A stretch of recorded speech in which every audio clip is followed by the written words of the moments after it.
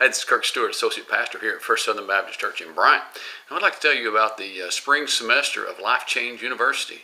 LifeChange University is a system that we have set up to help disciple adults, and we offer many classes, different classes each semester. And I'd like to tell you what's going on right now. It starts January the 15th, which is coming up real quick. I'd love to have you look over the classes and sign up and get that done quickly so we can make sure that you're enrolled in LifeChange University that starts January the 15th.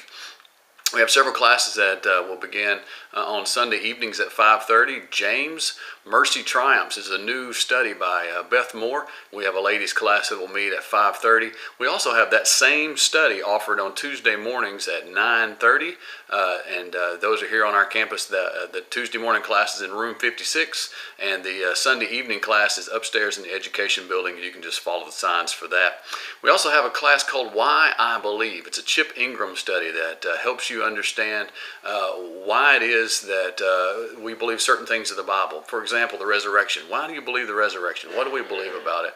And it goes so much farther than just blind faith. It really gets into some actual facts to make sure that you understand exactly why it is that you believe what you believe. So it's a fantastic study. That's also on Sunday evenings. Managing Our Finances God's Way is a Crown financial study that we're offering this semester. It's a very good financial study, but it's very biblically rooted. So if you would like to take that class, not only are you going to get sound financial principles, but you're also going to receive biblical principles that you can apply to any area of your life, of discipline, endurance, and all of the things that are important for finances are also important for daily life, and that is managing our finances God's way. Also a marriage class. It's called Married People Small Groups.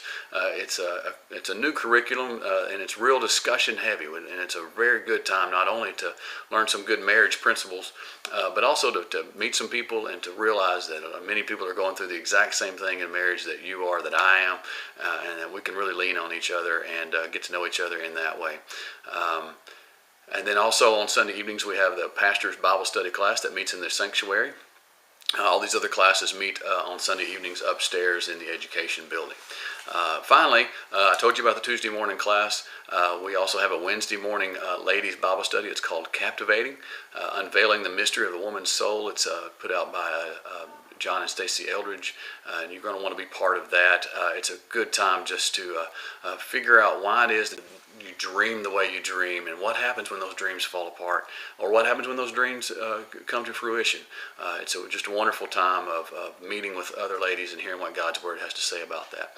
Finally, on Monday evenings at 6:30 in room 56, we have a study called Grief Share. If you're dealing with a loss of a loved one or a loss of just the way of life, we would love to have you come and meet with us. We ask that you meet 3 times with us and then decide whether or not Grief Share is for you. We know it's difficult, and we understand that dealing with a loss is always tough, but we have a wonderful program, some great leaders and some wonderful people that will be involved in Grief Share that can help you through the process, and that meets on Monday nights at 6:30. Now I'm going to introduce you to the rest of this video is just some previews of a few of the classes, just to kind of give you a taste of those. And if there's any more information that you need, go to www.fsbcbryant.org and go to the discipleship tab and down to the adults tab, and then over to LifeChange University, and you can see all the classes, and that information will be on the bottom of your screen as well. Or you can email me at Kirk, K-I-R-K, at fsbcbryant.org, and I'll give you all the information that you need. Hope that you can be a part of us this spring. We'd love to have you be involved, and hope to see you there starting Sunday, January the 15th.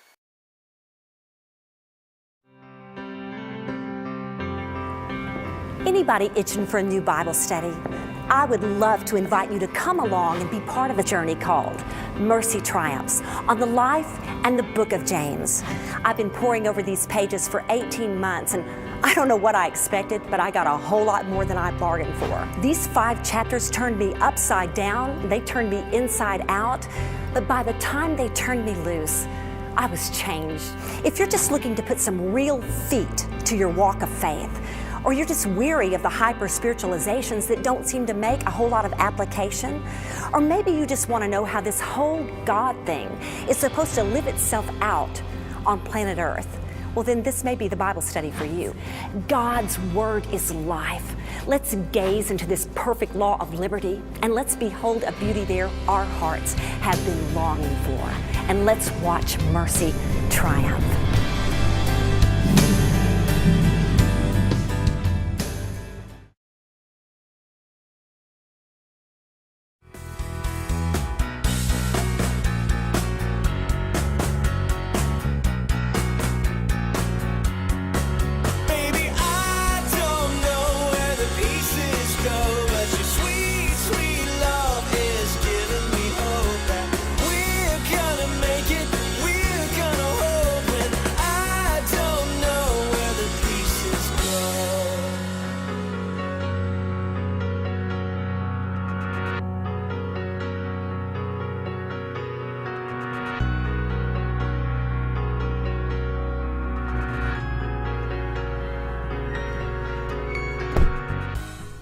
Let's just be really honest. No one ever just comes right out and says it, but getting married is really an insane decision.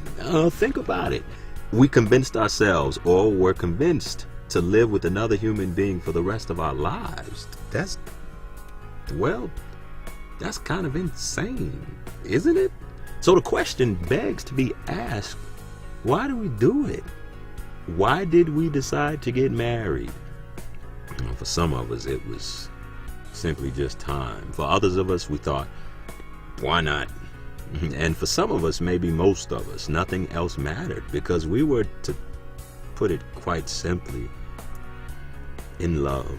We kind of had that same moment, and it was like when we kissed for the first time, you know, because I had always had feelings for her.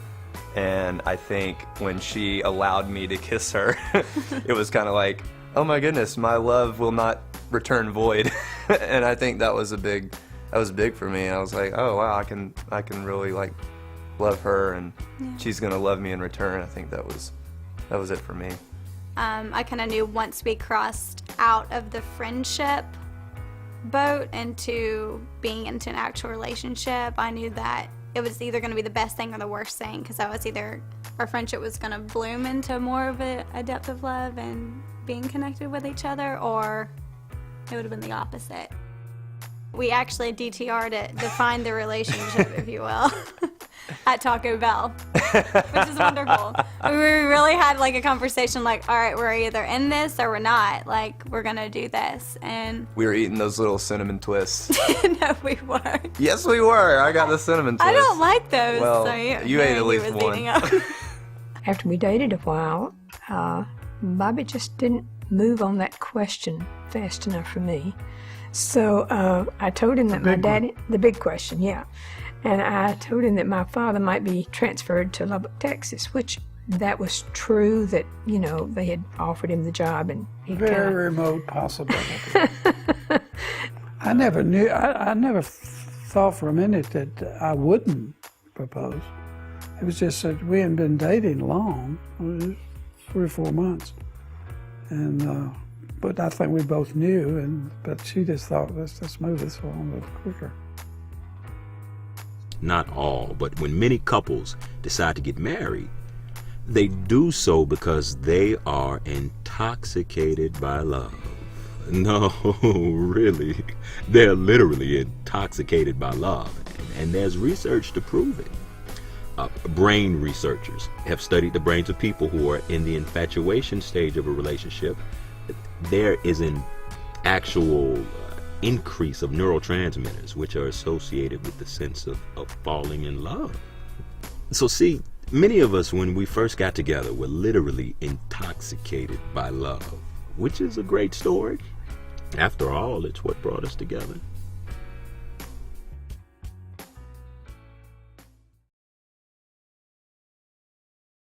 Dick died in November. In February, I fell apart. Heaviness just came over me, where I just started weeping uncontrollably. It seemed like my God put the pause button on in my life, and it's just like everything stopped. At some point, someone you love will die. Like these people, you'll be touched by grief. But you'll also begin a unique journey, a painful yet precious one that can take you from mourning to joy. Those who've walked this long path say the journey of grief should not be walked alone. That's why there's Grief Share, a special group designed to help you along your journey of grief. At each Grief Share session, you'll hear from people who've lost loved ones. They'll share what they did to heal from their grief and how they've discovered the strength to go on. The best thing I can tell you is to lean into it. Just take it like waves of an ocean. Don't try to run from it. Don't try to numb it. Don't try to pretend it isn't so. Also, each session contains excerpts from interviews with the Christian community's leading experts on grief recovery, many of whom have been touched by grief.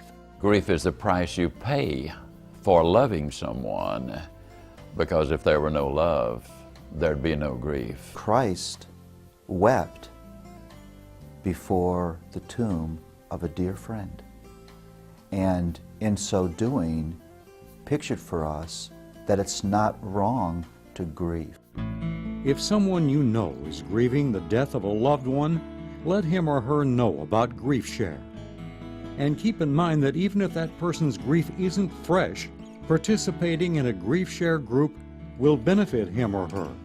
And if you've recently lost someone, you should consider coming out to a Grief Share group.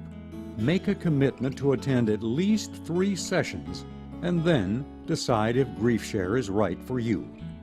Remember, the journey from mourning to joy shouldn't be walked alone. That's why there's Grief Share.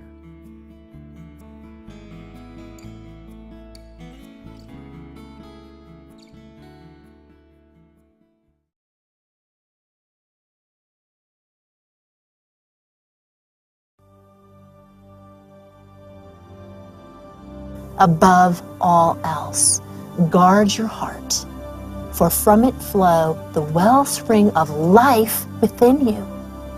That your heart is that place where you are the truest you. And that's the place where we have a relationship with God. Our life with Him flows from there. So we have to guard it. At some place deep inside, I felt like I needed to apologize to God that He had to love me. And tell me that, and make me believe that I have a beauty to unveil and a part in a story. We've been wounded into believing horrible things about ourselves. It wasn't safe outside the home, and it wasn't safe in the home. And so it was just a place where I was very alone. But it's changed everything. Everything. John 10:10. The thief comes to steal, kill, and destroy. Yes. But Jesus says, I have come that you might have life, and life to the full.